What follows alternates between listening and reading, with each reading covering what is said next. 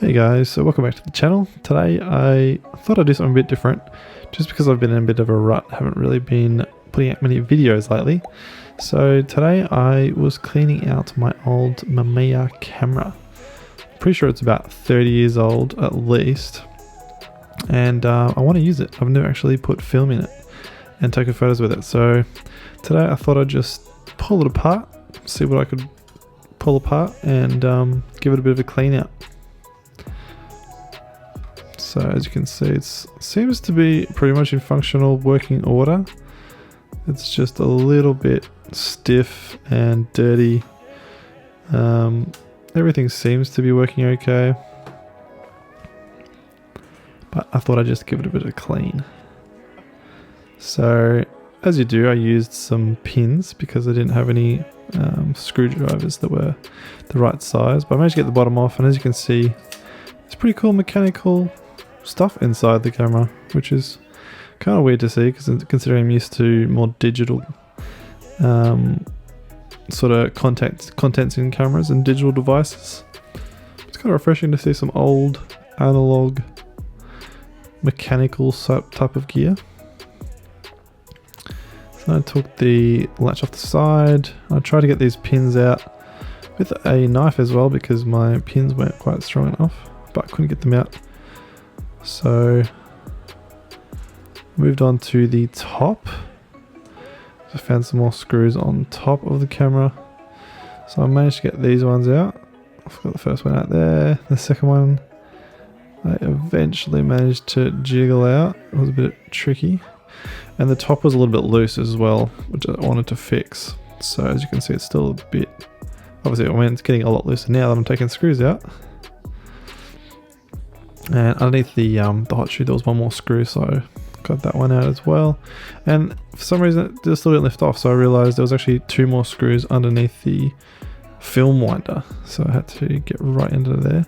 And then once I got that off, I realized you couldn't take the whole top off anyway because the film winder stops it. But there's a pretty cool mechanical contents inside there as well. You can see how the actual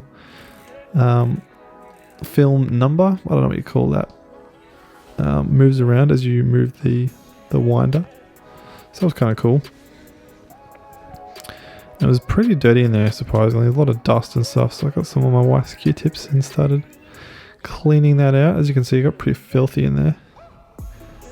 So I just gave it a bit of a clean out. Didn't really need it in terms of mechanics, like it wasn't affecting the mechanics of the actual camera, but I thought, hey, why not? While I'm in here, I'll give it a bit of a clean out. So I managed to get a bigger screwdriver and force these two screws off because I wanted to try and pull it apart, and I eventually got there, got those two little screws out, and then I realized, oh, it doesn't actually release anything. I think they're actually there just to guide the film as it goes through the body of the camera, so that was a bit of a wasted effort. But anyway, gave the bottom a bit of a clean out with the Q-tip. It wasn't as dirty as the top, which is good. But then I want to get new light seals to put in, so I started pulling out what I thought was old, worn out light seals, but I realized it's actually just black string someone's put in there. So I don't think that's the original design. I don't think there was originally, I mean, I can't imagine that they just put black string in like the manufacturers back in the day. I mean, I wouldn't put it past them necessarily, but yeah, it was just black string, so I pulled it straight out. And then I'm going to buy some proper light seal foam online and then put that in. Might put that up as a future video if you're interested. So once I've done that, I put the base back on, started screwing it all back together. These screws are pretty finicky to get back in, obviously, because they're so small. I don't have a screwdriver, so I use my finger to screw them in and then use the pin again to tighten them, which works surprisingly well actually once I got the hang of it. Then back to the top, so I decided to screw the top back in. This was tricky again as well, and I was trying to remember which screw went where, but I think I figured it out. So I got the first screw in there, and then I was trying to decide which one goes in next, and I eventually figured it out. Got one screw in, so that shoes back on. Then I think I decided to put those film guide screws back in. So that was all good. And then the clip. This was the tricky part because there's a little spring that popped out. I didn't quite know where it went, so it took me a little while to figure out how it actually sort of sat in there. But this, once I figured out how the spring sits inside the actual latch or the lock, I was able to screw it back on. It's a pretty smart little design, really. All mechanical once again, with an actual spring. So the spring sort of just sits in there between, or in a little groove in the actual camera body, and then that little panel sits in there and pushes up with the spring, which you can then pull down when you want to open up the body of the camera to remove your film, or to load new film, of course. It's got these tiny little screws back in. I think they were the smaller screws of the whole thing. So that's all good, all fixed up again. And then I decided to get rid of this brown dirt. I don't know what it is exactly, some sort of mud or mold or something. I just used the pin once again to sort of scratch out as much as I could.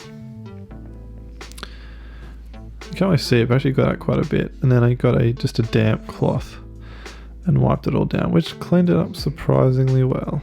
Got a lot of the dust off the body, front and back.